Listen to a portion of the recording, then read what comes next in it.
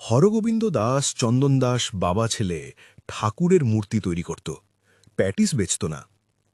হরগোবিন্দ দাস চন্দন দাস বাবা ছেলে মুর্শিদাবাদে থাকত, কলকাতায় থাকত না।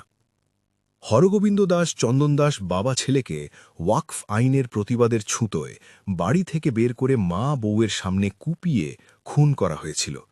ওনারা জেহাদি জনতার কাছে প্যাটিস বেচতে যাননি। হরগোবিন্দ দাস চন্দন দাস বাবা ছেলের মৃত্যু জিয়াউল শেখ অ্যান্ড কোম্পানির হাতে হয়েছিল, তাই ওনাদের মৃত্যুতে পরমব্রত অ্যান্ড কোম্পানির বিবেক জাগ্রত হয়নি।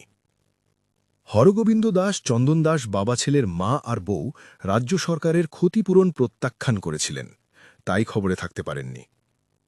হরগোবিন্দ দাস চন্দন দাস বাবা ছেলে ঠিক অতটাও নিরীহ ছিল না যতটা প্যাটিস বিক্রেতা নিরীহ ছিল, তাই তখন বাংলার বুদ্ধিজীবীরা তখন মুখে কন্ডম লাগিয়ে বসেছিল। হরগোবিন্দ দাস চন্দন দাস বাবা ছেলের খুন ততটাও সাম্প্রদায়িক ছিল না যতটা প্যাটিস বিক্রেতার বাক্স উল্টে দেওয়ার ঘটনা। বাহ, বাঙালি বাহ! সারা পৃথিবীতে আপনাদের তুলনায় একমাত্র আপনারাই।